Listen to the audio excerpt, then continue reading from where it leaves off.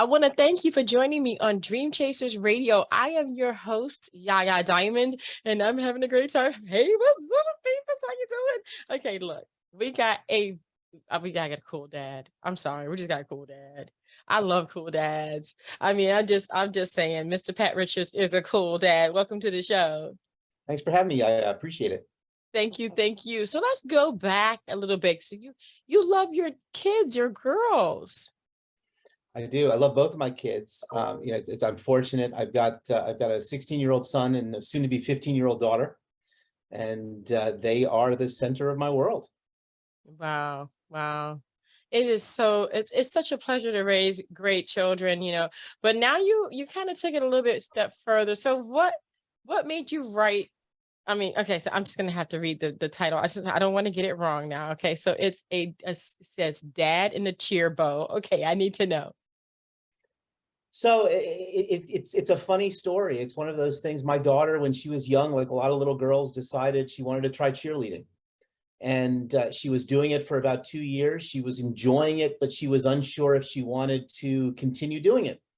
And I didn't realize it at the time. She was at an event, a school event. She ran into her coach at the time, who was asking her if she was going to come back for a third season. And she decided that, yes, she would come back and cheer again on her competition team, but only if I could become a coach. She wanted her dad there. Aww. And it was one of those things that, I am so grateful to her head coach for even entertaining the idea. It's something when you've got a precocious 8-year-old who's all of a sudden trying to decide how things are going to be run. And it was one of those that I had never had anything to do with cheer. I mean, I obviously knew cheerleaders in high school, had seen the movie Bring It On, but that was the extent of my knowledge. I told the coach at the time, I got an email from her just welcoming me to the squad. And I told her, I said, yeah, I appreciate you and appreciate you being so gracious. You don't have to really use me. I can carry things and bring the mats in. That's sort of the end of it. But instead, she threw me in full force, and I experienced everything there was to experience. What was that like? I mean, it wasn't just your daughter, obviously. It was a bunch of girls. I mean, come on, tell me. It was. I was a coach for 4 years. Wow. And the way that I tell it is that I was incredibly lucky to have 19 cheer daughters. I spent more time in the season with my 19 girls than I would with my own wife. It was that sort of thing. And it was just an incredible experience, but it was also one of those that, and it's going to sound funny. I mean, you sort of look at, you look at who I am and those sorts of things. And it was a tough experience to originally get used to. I mean, I truly felt out of place. I felt like I didn't belong. Even at competitions would be told. I remember there was one of our early competitions. I had a cheerleader who I was very close to, loved her like a doll, loved her like a daughter. And she had overheard at one of the competitions some mom chattering about how, men don't belong in cheer. And my athlete, she asked if she could go over and set her straight. And I said, no, that's okay. We're good. Don't worry about it. But it was really those sorts of experiences.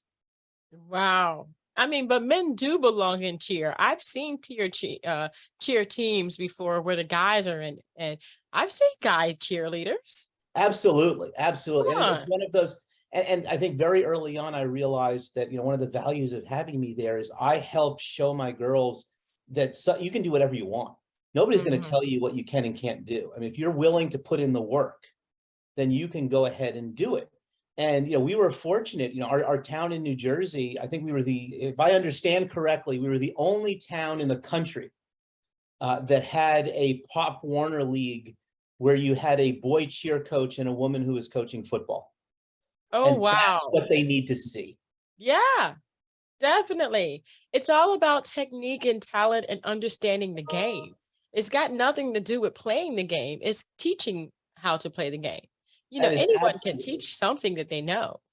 yeah, you're absolutely correct. And it's one of those things. And I, as I said, I entered it not knowing. So it's a matter of having to learn what I'm going to teach. Hmm. And, threw myself in and, took the courses, went to went to the events and the professional development workshops, got certified as a cheer coach. But I recognized I was never going to be able to, talk from experience. And so for me, one of the greatest roles I could play was really to be a cheerleader for my cheerleaders, to be the one that was constantly encouraging them, constantly being positive, learning very quickly that, simply giving them an atta girl was never going to do it. You had to be very specific about what you were singling out. What were they doing right? They needed to know. And that just became part of my DNA. I mean, I really threw myself into it and just would do absolutely anything for them. Wow. How has this experience changed your future? I think it's going to sound silly. It's one of those things. I think it made me a better person. I mean, I look at, professionally, I was always one of those that, with the work that I did, I was the one who was brought in theory, to be the smartest person in the room. I was supposed to have all the answers. I was the one who did all the talking.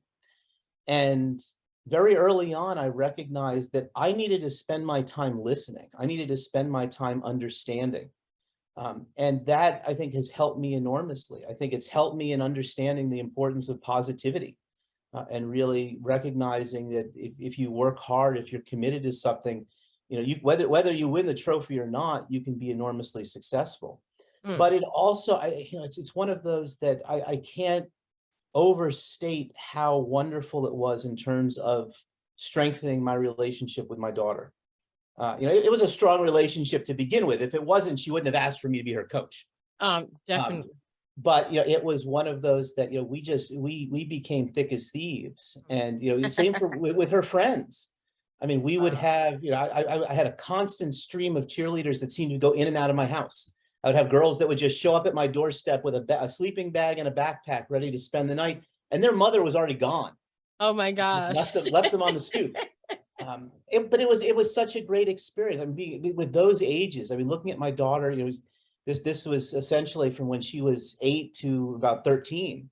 Those are such important years, and I was there. Yeah. It's one of those things. She and her friends, I think, felt like they could talk to me about just about anything. Oh. And I would get, phone calls and FaceTimes from my athletes in the middle of the day because they had an issue and they needed to talk to somebody. You can't force that. I felt like I earned it, and it was so important. I think just for me personally, and also for me and my daughter. Yeah, definitely. I agree. What would you do if you didn't have that experience? I mean, if she didn't ask you, do you think your life would be kind of the same as it was before? Or do you think the change would inevitably come? I think I don't think the change would have come. It was one of those things that, when you look at the time that had to go into it, you look at the amount of hours we would spend each week in practice. I was one of those individuals that before I was doing this, I was on the road all the time for work. I thought I was a good dad, but I was away more than I was home. And so it was one of those things that once I started getting into coaching, I had to work my schedule around the cheer schedule. I had to make sure that I was there on Tuesdays and Thursdays and Saturdays for practice, that I was present and available. And I think it really helped me begin to put some things in priority, really recognizing that, in many ways, I used to define myself by my work. And I can say over the last 5 or 6 years, I far more defined myself based on being a coach. It was something that I was incredibly proud of, no matter how ridiculous I was over the course of my career.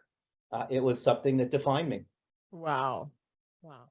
And changed your life enough to write a book about it. Tell me about that. Sure.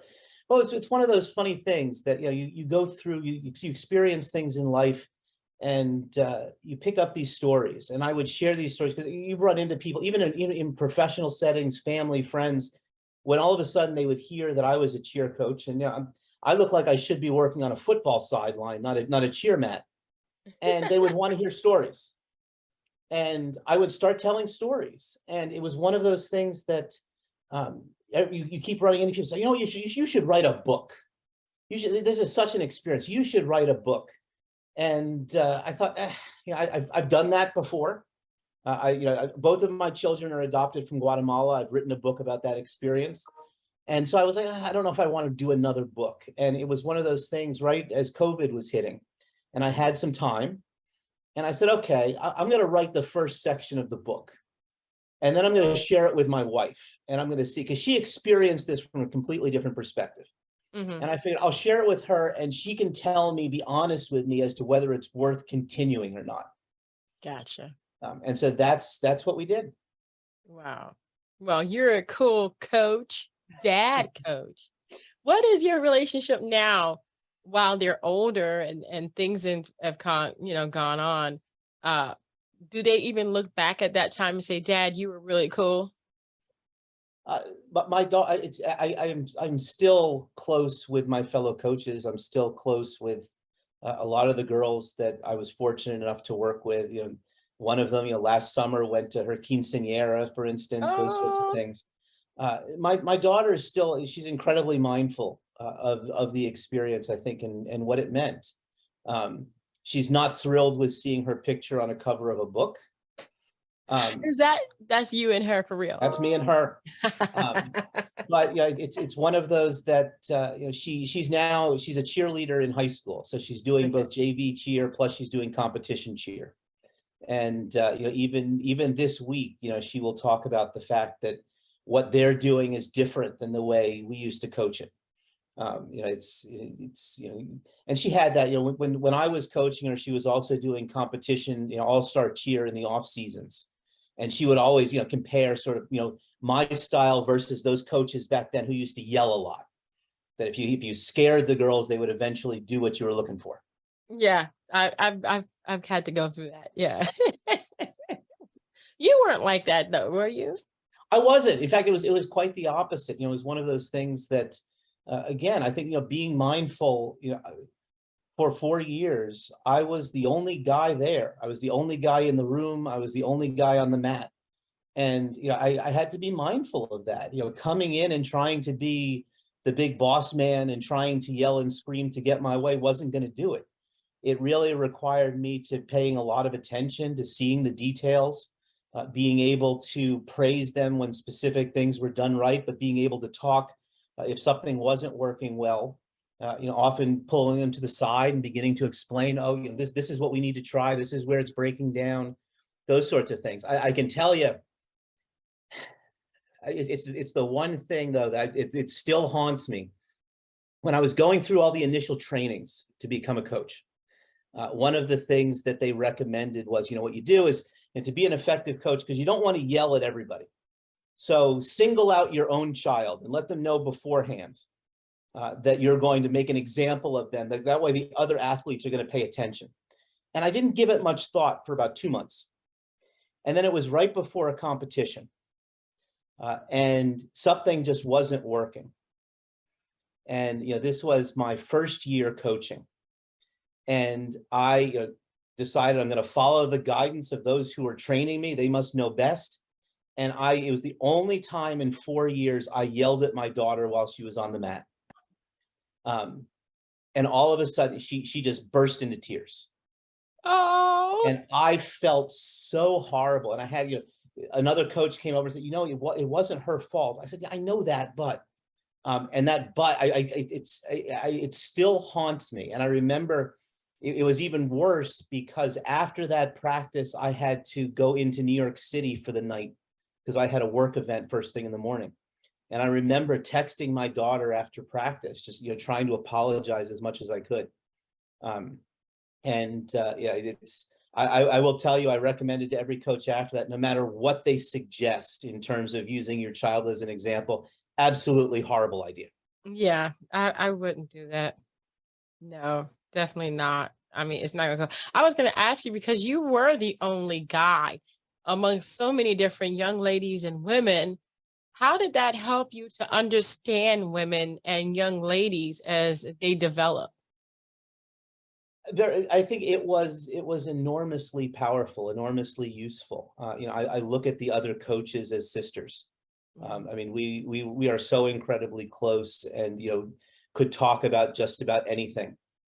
in a way that I never could have imagined. But in many ways, it was the same for the athletes that I worked with.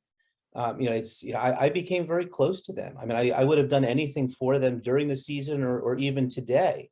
Mm-hmm. And it really, I think it helped obviously in my relationship with my own daughter, but Yeah. really being there to listen and recognizing that there was no topic that needed to be off limits. You learn to adapt in what you're doing. And I was one of those coaches that I felt like I was always prepared. So if you looked at my cheer bag, I always had hair ties, I always had candy, I always had the things that my athletes were going to need. And Yeah. then as time progressed, I also always had feminine hygiene products in my bag, just in case they were going to need those too. It's one of those things you can't be afraid to deal with that. If you have kids, that's the stuff you do. And these were all Yeah. my kids. That's definitely. If you're married with them, if you have a wife, that's what you're going to deal with. Absolutely. Definitely. Absolutely. Do you feel like as if going into, okay, so before you went into this, you had one clear understanding of women and young ladies, and now coming out of it, it's a totally different understanding of women and ladies and young Very, ladies. very much so. Very much so. And it's funny. I mean, you sort of think of, particularly, I mean, women in athletics, you would think sort of the open-mindedness, the acceptance that would come with it. And as I said, I would go to competitions and, I would hear things from parents. I could see even at the beginning with our own parents, I could see fathers and even some mothers sort of looking skeptically, wondering, what is this dude doing with my daughter? And, Mm-hmm. and remember, at one point, you always have friends who are lawyers. And I remember one of my friends telling me, whatever you do, you can't touch any of the teammates. I said, okay. And I'm sitting there at one of my first practices and we're stunting, and all of a sudden one of the girls falls. And of course, I instinctively, I grab her and I catch her before she hits the ground. And I remember going to the mother afterward. I said, look, I said, we got to make a decision here. I said, do you want me, if I need to grab your daughter if she's falling, or do you want me just to let her fall? And the mom just sort of looked at me like, what are you talking about? Of course you're going to prevent her from falling.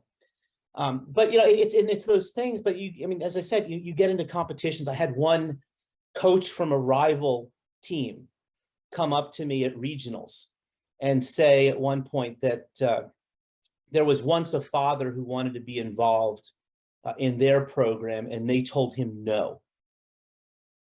And I just sort of looked at her. I said, how sad for you.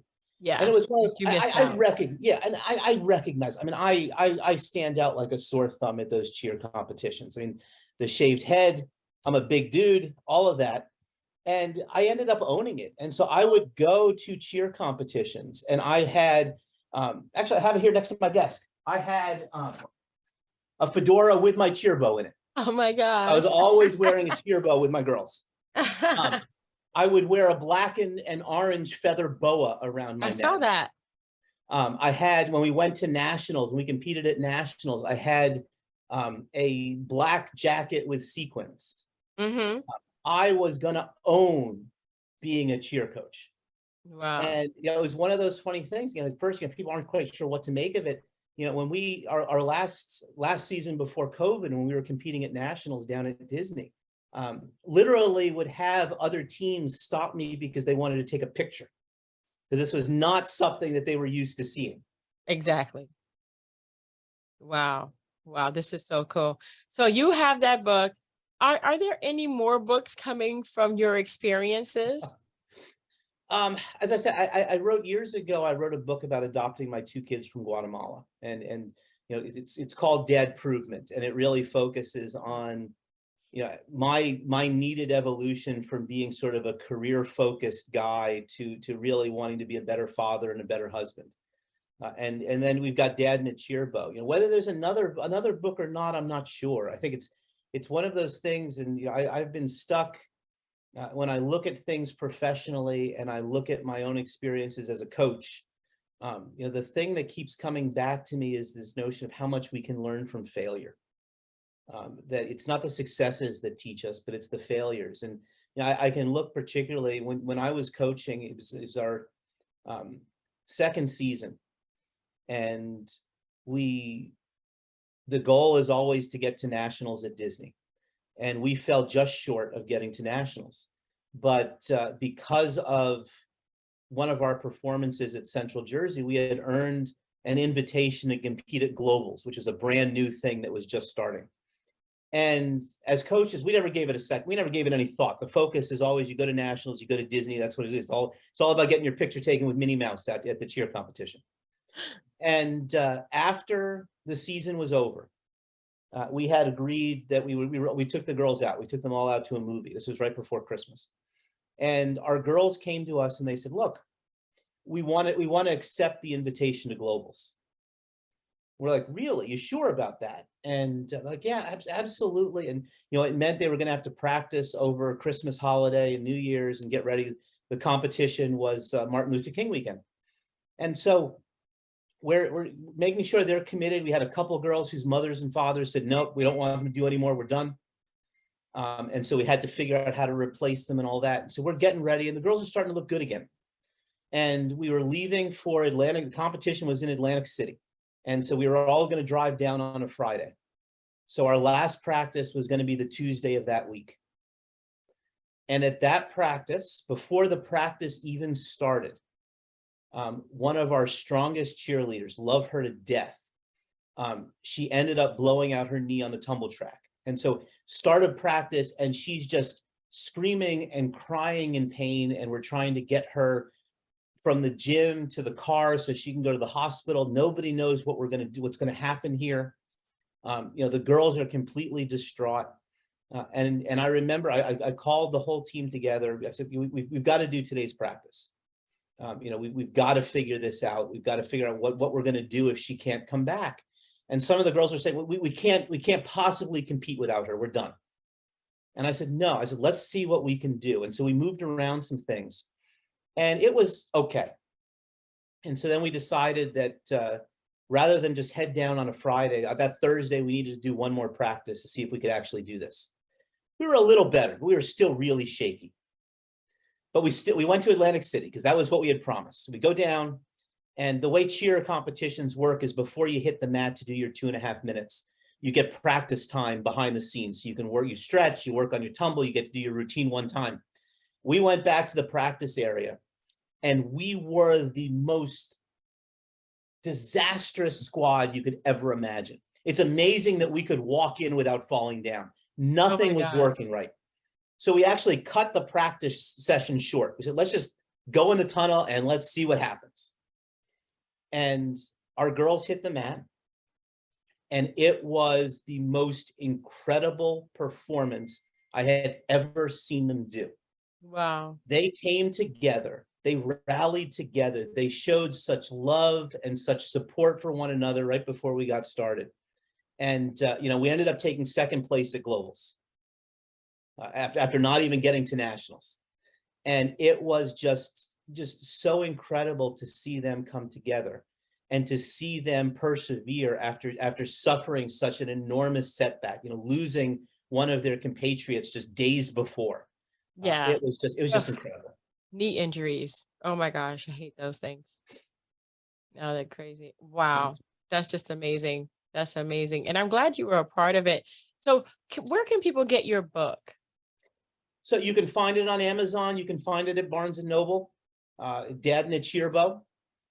It's a fun story, and it sort of chronicles year by year and walks through, what it was like that first year, what it was like when we went to Globals, what it was like when we went to nationals, and then what it was like when we were trying to deal with putting together a team during COVID and trying to give our girls just something that they could hold on to, some sense of normalcy during a year that was so abnormal.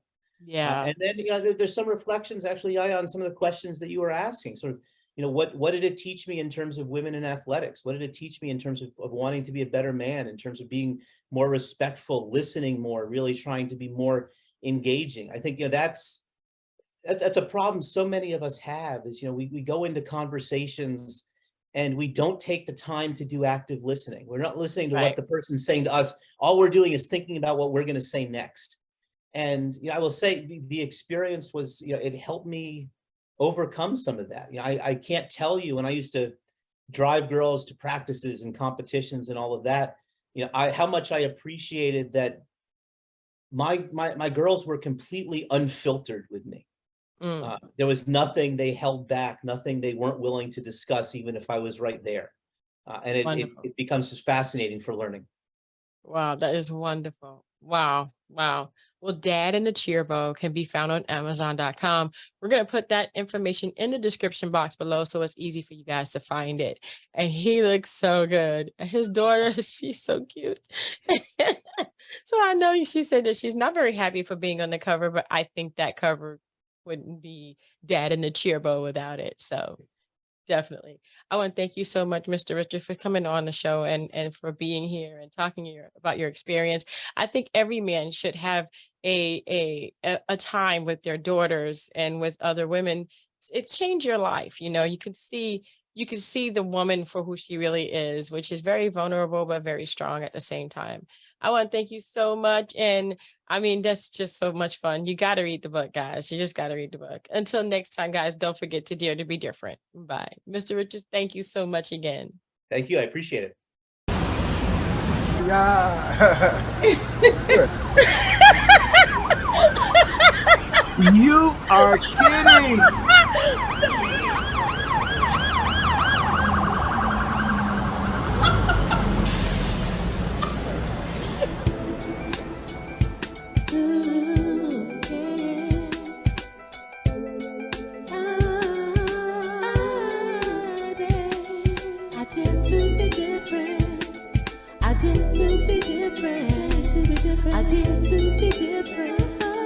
I did to be different. I did.